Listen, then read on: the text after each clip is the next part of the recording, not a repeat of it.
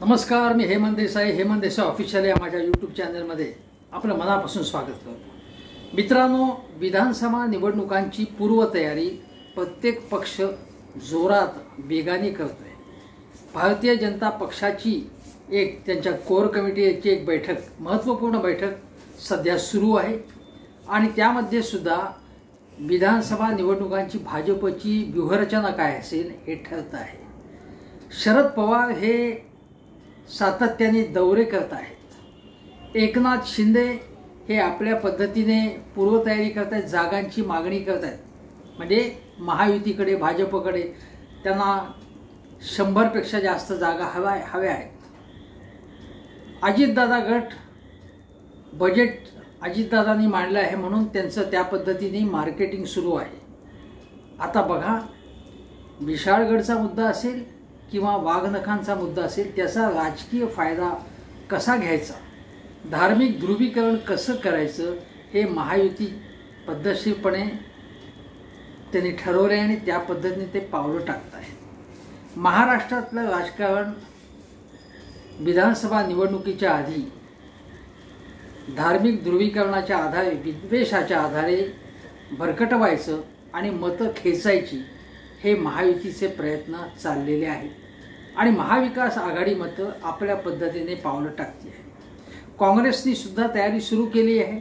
विधान परिषद निवडणुकांमध्ये मिलिंद नार्वेकर यांचा विजय झाला, काँग्रेसच्या प्रज्ञा सातव विजयी झाल्या, पण जयंत पाटील हे महाविकास आघाडीचे उमेदवार पराभूत झाले आणि त्यावेळी क्रॉस वोटिंग ज्यांनी केलं त्यांच्या विरोधात, त्यांच्याबद्दल एक शिस्तभंगाची कारवाई करण्याचा विचार काँग्रेसने केलेला आहे। पण आज आपल्याला बोलायचं आहे ते महाविकास आघाडीच्या नेतृत्वाबद्दल। म्हणजे बघा की एकनाथ शिंदे यांच्या नेतृत्वाखालीच निवडणुका लढवल्या जातील असं देवेंद्र फडणवीसांनी जाहीर केलं आणि त्याप्रमाणे त्यांचा चेहरा, त्यांच्या चेहऱ्याच्या आधारे निवडणुका लढवणार आहेत। पण याचा अर्थ ते मुख्यमंत्री होतील असं नाही। महायुतीमध्ये हा गोंधळ आहे। म्हणजे जर भारतीय जनता पक्षाला जास्त जागा मिळाल्या तर भारतीय जनता पक्ष आता त्याग करायला तयार आहे असं वाटत नाही।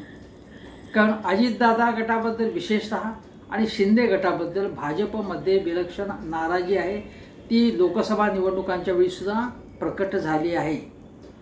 त्यामुळे एकनाथ शिंदेच्या नेतृत्वाखाली निवडणुका लढवायच्या, पण मुख्यमंत्री ते होतील असं नाही। अजितदादांनाही मुख्यमंत्री व्हायचं आहे। किती दिवस मी बेटिंगमध्ये राहणार, किती दिवस पुन्हा पुन्हा उपमुख्यमंत्री होणार असं अजितदादांना वाटते।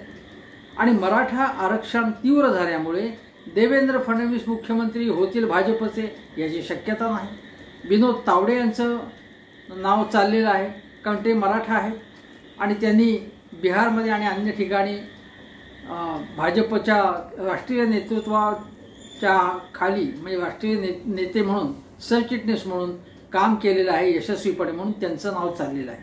म्हणजे महायुतीमध्ये गोंधळ आहे।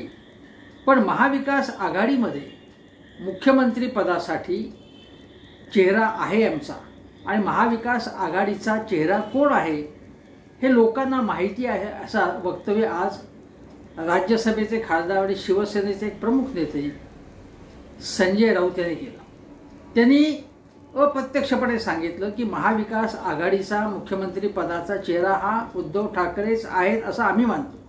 आम्ही म्हणजे लोक मानतात म्हणून आम्ही मानतो आणि आम्ही तर मानणार होतो। कारण बघा, लोकसभा निवडणुकांच्या आधी सुद्धा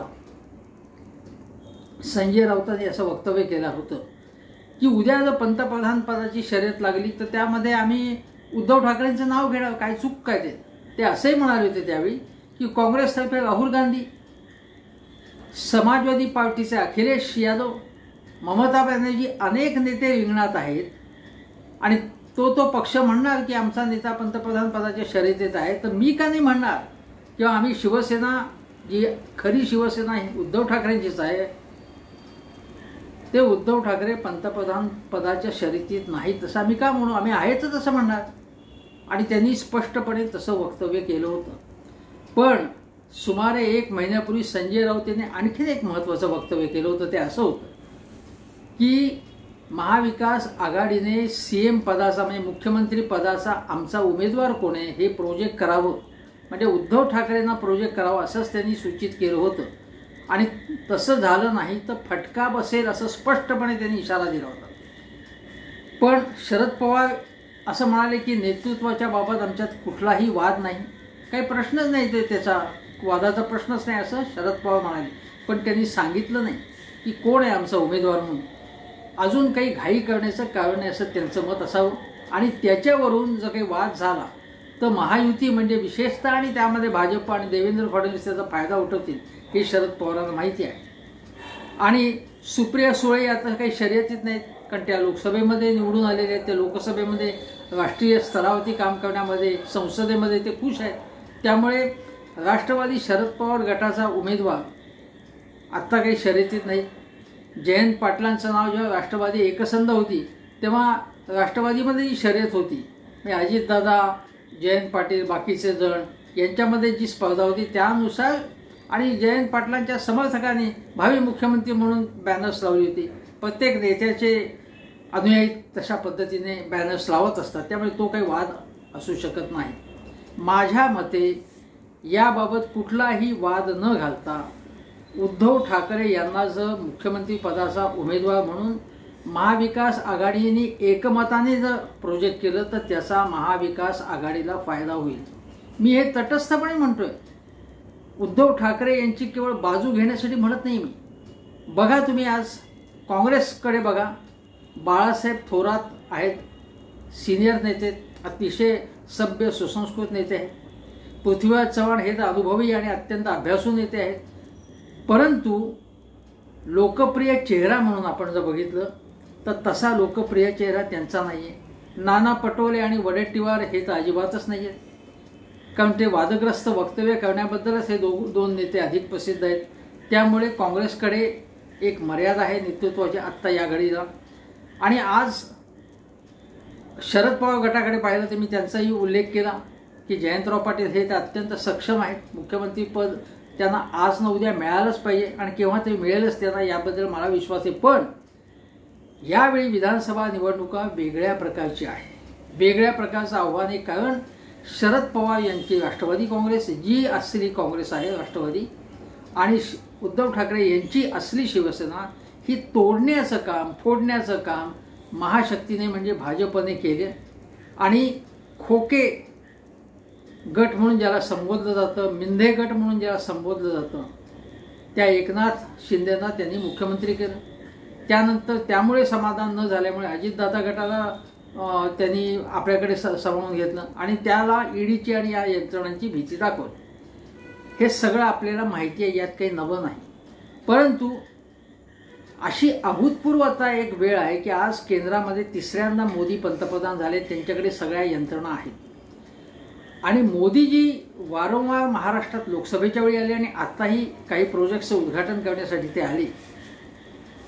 त्यांना महाराष्ट्र हा अतिशय महत्त्वाचं मोठं राज्य असल्यामुळे महाराष्ट्रात कुठल्याही परिस्थितीमध्ये महायुतीला विजय मिळाला पाहिजे असं त्यांना वाटतं आहे आणि त्यासाठी त्यांनी पूर्ण ताकद केंद्रित केलेली आहे. अजून काही काही जणांना फोडण्याचा प्रयत्न केला जाईल. मी तुम्हाला सांगतो, ज्या पद्धतीने विधान परिषद निवडणुकीमध्ये काँग्रेसची मतं त्यांनी फोडली त्या प्रकारे हे पुन्हा अशा प्रकारचं कारस्थान रचतील. आणि याच परिस्थितीमध्ये या दोन पक्षांना फोडल्यानंतर देखील महाविकास आघाडीने लोकसभा निवडणुकीमध्ये यश मिळवलं. त्यामध्ये काँग्रेसचा स्ट्राईक रेट सगळ्यात जास्त होता, कबूल आहे. 18 जागा लढवल्या आणि 13 जागा आल्या. शरद पवारांनी 10 जागा लढवल्या, 8 जागा त्यांच्या आल्या आणि अजून एक जागा कदाचित आली असती, पण काही तुतारी आणि पिपाणी हा गोंधळ घातला निवडणूक आयोगाने आणि त्यामुळे जंबलिंग गोंधळ निर्माण होऊन मतदारांचा एक जागा तर त्यांची गेली, साताऱ्याची जागा तर त्याच पद्धतीने नक्कीच गेली त्यांची. शरद पवारांना लक्षणीय यश मिळालं आणि उद्धव ठाकरेंना त्यांच्यानंतर मी तिसऱ्या क्रमांकावरती शिवसेना उद्धव बाळासाहेब ठाकरे महाविकास आघाडीत आहे. म्हणजे त्यांनी 21 जागा लढवल्या आणि 9 जागा मिळाल्या. आता या दोन पक्षांच्या तुलनेमध्ये उद्धव बाळासाहेब ठाकरे शिवसेनेचं यश तुलनेने कमी आहे, कबूल आहे. परंतु तरी देखील मी का म्हणतोय की उद्धव ठाकरे हेच मुख्यमंत्री पदाचे उमेदवार म्हणून प्रोजेक्ट केलं जावं, त्याची कारण आहे की एक ताजा जो सकाळचा सर्व्हे बघितला तुम्ही, तर त्या सकाळच्या सर्व्हेमध्ये ताजा काय म्हटले त्यांनी, त्यामध्ये असं म्हटलंय त्यांनी मुख्यमंत्री पदासाठी सर्वात कोणाला तुम्ही प्राधान्य देता, त्यामध्ये टक्के बघा. एकनाथ शिंदे 14.5%, देवेंद्र फडणवीस 22.4%, अजित पवार 5.3% हे सांगितले. त्याच्यानंतर उद्धव ठाकरे 22.4%, म्हणजे देवेंद्र फडणवीस यांच्या इतकीच मतं उद्धव ठाकरे. नाना पटोले फक्त 4.7%, जयंत पाटील 3.6%, सुप्रियाताई सुळे 6.8%, विजय वडेट्टीवार 0.9%, म्हणजे 1% देखील नाही वडेट्टीवारांना, आणि इतर 4.8%. म्हणजे जो सर्वे केला आहे, काही जणांनी सांगता येत नाही म्हणाले, काही जणांनी आणखी कोणाची नावं दिली असतील, पण अजित पवार यांना फक्त 5.3%. याचा अर्थ असा आहे की एकनाथ शिंदेपेक्षा जास्त, अजित पवारांपेक्षा जास्त पसंती उद्धव ठाकरेंना आहे 22.4. एकनाथ शिंदेपेक्षा 7% जास्त उद्धव ठाकरेंना मिळालेले आहे. आणि देवेंद्र फडणवीस आणि उद्धव ठाकरे हे यांना एकसारखी मतं पडलेली आहेत मुख्यमंत्री पदासाठी. आता याच्यामध्ये एक फरक लक्षात घेतला पाहिजे की उद्धव ठाकरे माजी मुख्यमंत्री आहेत.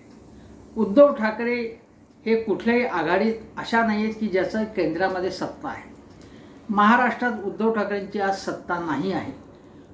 एकनाथ शिंदे मुख्यमंत्री असूनही त्यांना फक्त 14%च्या आसपास मतं आहेत, आणि देवेंद्र फडणवीस यांचा पक्ष केंद्रात आहे सत्तेमध्ये. एकनाथ शिंदे केंद्रात सत्तेमध्ये सहभागी आहेत, केंद्रामध्ये सुद्धा. आणि बघा त्या देवेंद्र फडणवीस हे महाराष्ट्रात उपमुख्यमंत्री आहेत, आणि असं असताना ते 5 वर्ष सलगपणे मुख्यमंत्री झाले होते. उद्धव ठाकरेंना फक्त 2.5 वर्ष मिळाली, त्यामध्ये सुद्धा कोरोनाचा काळ होता, म्हणजे प्रतिकूलता होती, पैसे कमी होते खजिन्यामध्ये, केंद्राचं कुठल्याही प्रकारचं सहकार्य नसताना सुद्धा उद्धव ठाकरे यांनी फडणवीसांनी इतकीच मतं मिळवलेली आहेत, हे लक्षात घेऊन. हा सगळ्यात महत्त्वाचा मुद्दा. दुसरा मुद्दा असा आहे की सकाळच्या सर्व्हेमध्ये महायुतीपेक्षा महाविकास आघाडी पुढे आहे आज. म्हणजे विधानसभा निवडणुका झाल्या तर महाविकास आघाडीला जास्त मतं मिळतील, महाविकास आघाडी सत्तेवर येईल असे स्पष्ट संकेत सकाळच्या सर्व्हेमध्ये देण्यात आले आहेत. आता बघा, लोकसभा निवडणुकीमध्ये काँग्रेसला आणि राष्ट्रवादी शरद पवार गटाला चांगलं यश मिळेल, पण आपण एक लक्षात घेतलं पाहिजे की शरद पवार आणि उद्धव ठाकरे यांच्याबद्दल सहानुभूती प्रचंड होती. ही सभांमधनं दिसत होती, लोकांशी बोलताना, सोशल मीडियावरनं, वर्तमानपत्राच्या बातम्यांमधनं सगळीकडे दिसत होती. सगळा मीडिया जो आहे, म्हणजे विशेषतः ट्रॅडिशनल मीडिया ज्याला म्हणतो, प्रिंट मीडिया असेल, हे चॅनेल्स हे महाविकास आघाडीच्या बाजूने नव्हते. आमच्यासारखे यूट्यूबर्स किंवा सोशल मीडियावरती वावरणारे लोक हे आम्ही सत्य परिस्थिती लोकांना सांगत होतो. उद्धव ठाकरे यांच्या पक्षाकडे पैसे कमी होते, निधी नव्हता. आज त्या एक चांगली बातमी म्हणजे त्यांना आता जो आहे त्यांना निवडणूक निधी आता घेता येईल अशा प्रकारचा एक निर्णय आलेला आहे. तो एक त्यांना एक निवडणूक आयोगाने सांगितलं की आता तुम्ही म्हणजे देणग्या घेऊ शकता, अशा प्रकारचा त्याला एक ज्याला म्हणतात समाधानकारक अशा प्रकारची गोष्ट उद्धव ठाकरेंच्या दृष्टीने झाली. पैशाची कमतरता शिवाय निवडणूक आयोग त्यांच्या बाजूचा नाही, राज्यपाल त्यांच्या बाजूचे नाही, विधानसभा अध्यक्ष पक्षपातीपणे वागले, केंद्र सरकार पक्षपातीपणे वागलं, आणि तरी देखील उद्धव ठाकरे यांची लोकप्रियता प्रचंड आहे. आणि आता मी तुम्हाला सांगतो काही काही गोष्टी ज्या तुम्ही लक्षात घ्या की बघा की काँग्रेसला मी तुम्हाला सांगितलं की शरद पवार आणि उद्धव ठाकरे यांच्या भाषणांचा, त्यांच्या सभांचा, त्यांच्या असण्याचा महाविकास आघाडीचा काँग्रेसला फायदा झालेला आहे, नक्कीच फायदा झालेला आहे. राहुल गांधींच्या नेतृत्वाचा फायदा झाला हे नक्कीच. आणि त्याखेरीज महाराष्ट्रामध्ये काँग्रेसची पाळंमुळं आहेत, काँग्रेसचे गुडविल आहे. म्हणजे सध्याच्या काही काँग्रेसच्या नेत्यांनी वाटेल ती स्टेटमेंट वादग्रस्त करणं, एकमेकाशी भांडणं, जाहीरपणे भांडणं, हे सगळे उपद्व्याप केले तरीसुद्धा काँग्रेसच्या पदरामध्ये मतं आम्ही टाकणार आहोत. कारण काँग्रेसचं जी पूर्वसुरींनी काँग्रेसच्या जे काही काम केलेलं आहे, काँग्रेसच्या राष्ट्रीय नेतृत्वाने काम केलेलं आहे, त्याचा फायदा आणि शिवाय उद्धव ठाकरे आणि शरद पवार यांचा फायदा काँग्रेसला मिळाला आहे. मग तुम्ही म्हणाल जो फायदा त्यांना मिळाला तो उद्धव ठाकरे यांच्या स्वतःच्या पक्षाला का नाही मिळाला, उद्धव ठाकरेंच्या करिश्म्याचा? तर त्याचं कारण असं आहे की अनेक ठिकाणी शिंदे आणि उद्धव ठाकरे यांची लढाई झाली. आज शिंदे यांचं सरकार आहे. भाजप आणि शिंदे आणि शिवाय मनसे हे सगळे पक्ष उद्धव ठाकरे यांचं कसं वाट लागेल त्यांच्या पक्षाची यासाठी अथक मेहनत करतात. त्यासाठी वेगवेगळ्या यंत्रणांचाही उपयोग करणं, निवडणूक चिन्हांचाही गोंधळ घालता येईल अशा प्रकारे उपयोग करणं किंवा काही अपक्ष उमेदवार उभे करणं, बी टीमचा उपयोग करणं, हे सगळी शस्त्र सगळ्या युक्त्या त्यांनी उद्धव ठाकरेंच्या विरुद्ध पूर्ण ताकदीनिशी वापरल्या आणि त्याचा फटका काही प्रमाणात बसला. आपण हे लक्षात घेतलं पाहिजे की उद्धव ठाकरे हे भाजप आणि शिवसेनेचे मुख्य शत्रू आहेत आज महाराष्ट्रामध्ये, हे लक्षात घ्या. त्याचा फटका त्यांना बसला आणि शिवाय त्यांच्याकडे साधन संपत्ती कमी होती, काँग्रेसकडे कमी होती, शंका नाही. दुसरी गोष्ट अशी आहे की बघा आज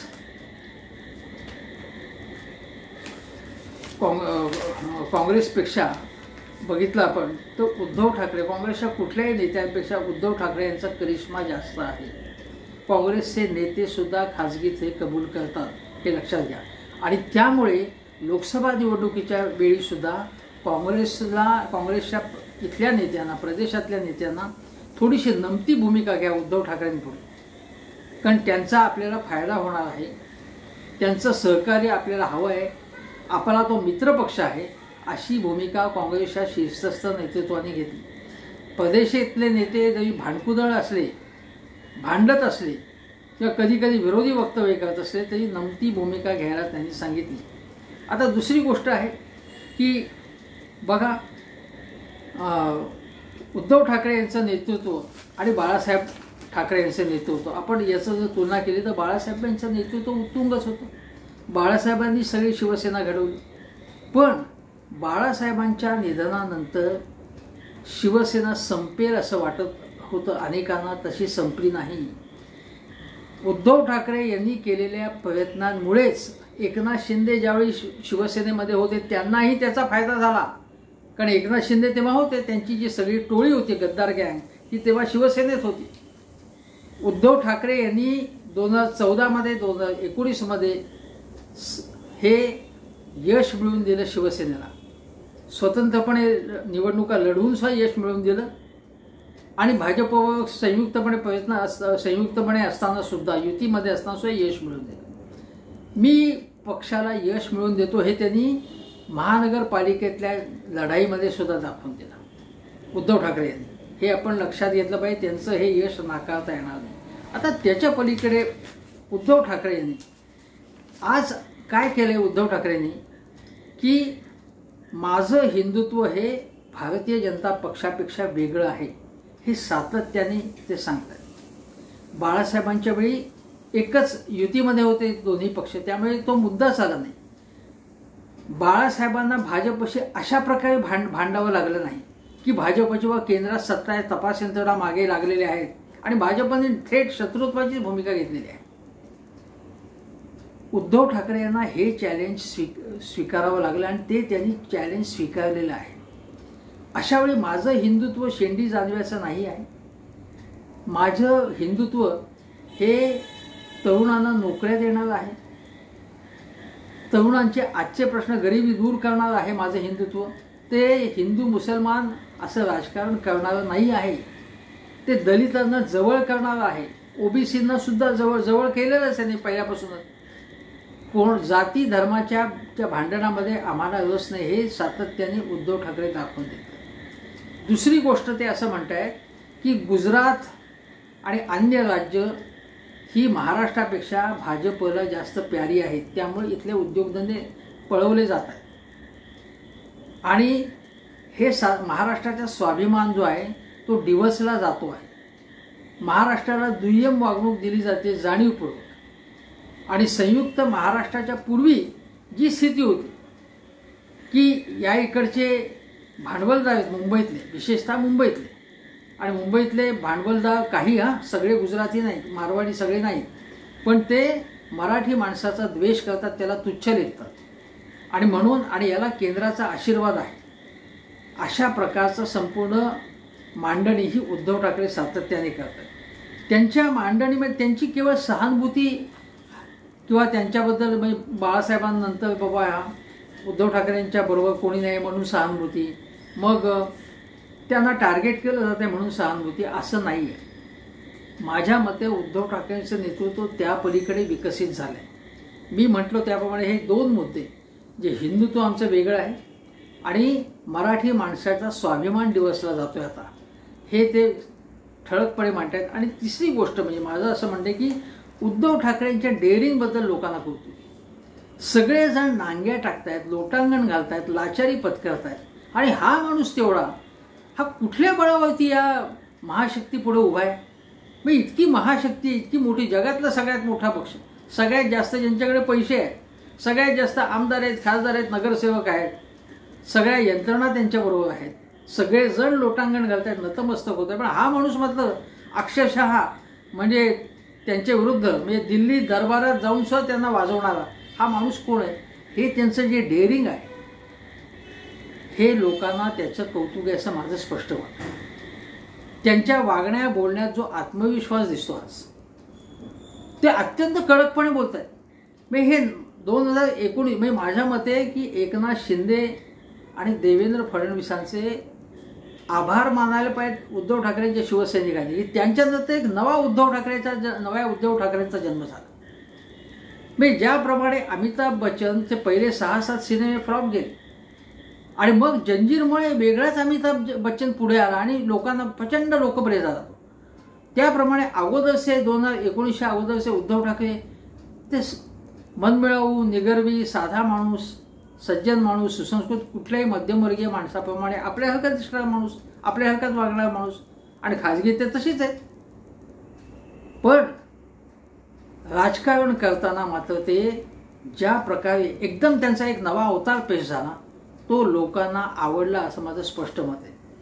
मोदींवर थेटपणे असे डायरेक्ट बोलणारा, अमित शहावरती डायरेक्ट बोलणारा माणूस, नड्डाजींच्या प्रादेशिक पक्ष मी संपून टाकणार याच्यावरती तुफानपणे तुटून पडणार आहे. ज्याप्रमाणे संजय राऊतांचा किती लोकांना कितीही राग आला तरी संजय राऊतांनी शिवसेना ज्या प्रकारे जिवंत ठेवली आहे किंवा जी आग आहे शिवसेनेची ती आग निखारा जो जिवंत ठेवला त्याच पद्धतीने ते उद्धव ठाकरेंच्या नेतृत्वाखाली तशा पद्धतीने बोलतात हे लक्षात ठेवा.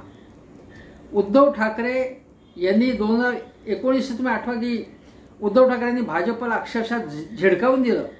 फडणवीसांचे फोनही घेतल्यानंतर महाविकास आघाडीची रचना सुरू झाली, चर्चा सुरू झाली, तेव्हा day to day press conference Sanjay Raut घेत होते आणि लढत होते पूर्णपणे भाजपशी. ते संजय राऊत लोकांना भावले, शिवसैनिकांना भावले आणि भाजप ज्यांना अजिबात पसंत नाही त्यांना ते अतिशय आवडले. पण त्यांना ही मुभा स्वातंत्र्य उद्धव ठाकरेंनी दिली होती आणि ते पूर्णपणे नेकीने, निष्ठेने, चिकाटीने लढले, धैर्याने लढले, तुरुंगातही जाऊन आले संजय राऊत, लक्षात घ्या.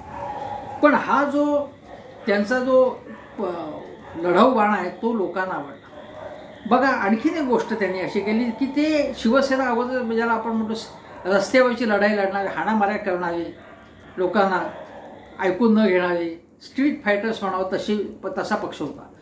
तो पक्ष जेव्हा उद्धव ठाकरेंनी महाविकास मुख्यमंत्री जे झाले त्यानंतर तो बदलला पूर्णपणे आणि ज्याप्रमाणे ज्याला म्हणतो की एक सर्वसमावेशकता त्याच्यामध्ये आली. त्यामुळे मुसलमानांना, दलितांना, मागासवर्गीयांना आपुलकी निर्माण झाली. करोनाच्यामुळे त्यांनी जे काम केलं त्याच्यामुळे कौटुंबिक कौटुंबिक माणूस, कौटुंबिक व्यक्ती, कौटुंबिक नेता, म्हणजे कुटुंबाला जवळ असणारा नेता, अशी त्यांची एक प्रतिमा निर्माण झाली. ही एक गोष्ट. नंतर उद्धव ठाकरेंचे एक स्टेटमेंट सांगतो. ते असं म्हणाले की फेक एज्युकेशन सर्टिफिकेटवाला माणूस म्हणजे नरेंद्र मोदी हे आम्हाला नकली शिवसेना असं म्हणतायत. हे अत्यंत कडक त्यांचं वाक्य होतं. असे अनेक कडक वाक्य दाखवता येते.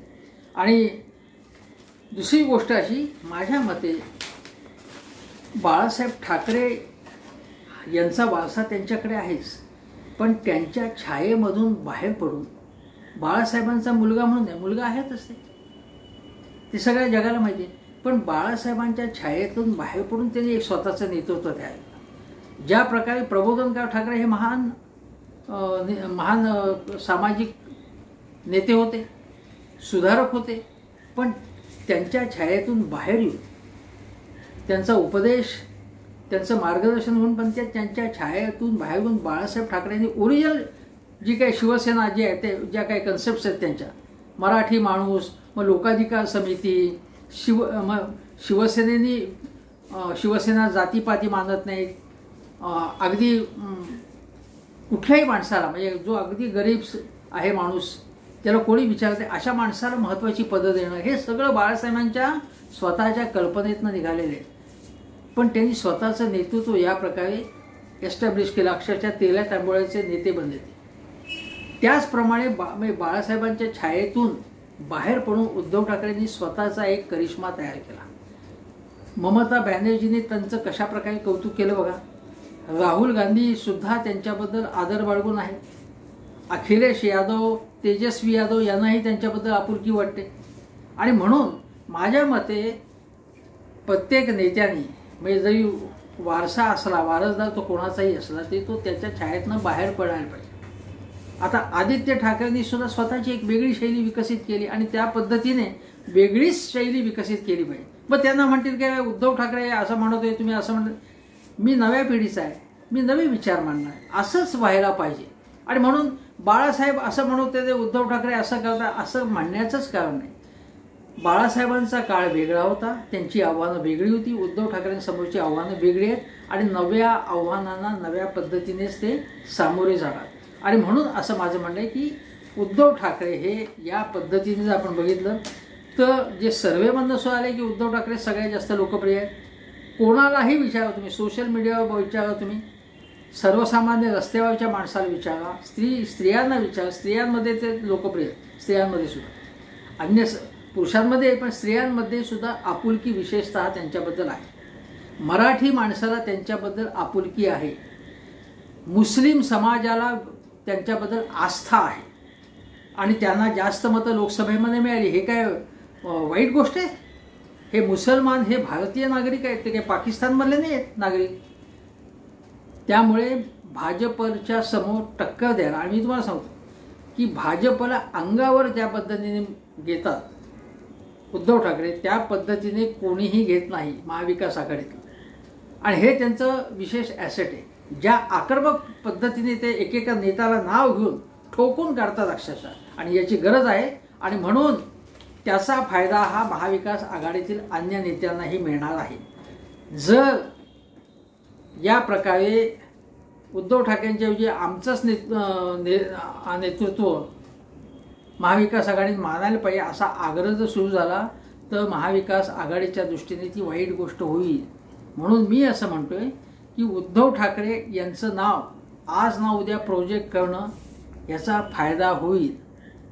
अन्यथा काही प्रमाणात त्याचा फटका बसेल. कारण अन्य राज्यासह तुम्ही बघाल तर आमचा नेता अमुक आहे, आमचा नेता तमुक आहे म्हणून प्रोजेक्ट करून जर निवडणुकीला सामोरं गेलो तर त्याचा जास्त फायदा होतो. कोणाचंही नाव नाही, जो सक्षम नेता आहे अशाचं नाव पुढे गेलं तर जास्त मतं पडण्याची शक्यता असते. त्यामुळे याबाबत, आणि जर त्यांचं नाव प्रोजेक्ट करण्यात आलं तर मग 2.5 वर्ष का 5 वर्ष त्याचाही फैसला झाला पाहिजे. आणि तो फैसला महाविकास आघाडीच्या बैठकीमध्ये अक्षरशः व्हिडिओ शूट झालं पाहिजे, त्याचे मिनिट्स ठेवले पाहिजेत. नाही तर आम्ही हे म्हटलं आम्ही ते म्हटलं असं होता कामा नये. आणि याबाबत कुठलीही संदिग्धता न राहता माझ्या मते उद्धव ठाकरे यांनाच मुख्यमंत्री पदाचा दावेदार उमेदवार म्हणून महाविकास आघाडीने दिलखुलासपणे घोषित केलं तर त्याचा महाविकास आघाडीच्या तिन्ही पक्षांना होणार आहे हे लक्षात ठेवलं पाहिजे आणि याबाबत भांडणं कृपा करू नये एवढं माझं नम्र आवाहन आहे. इथेच थांबतो.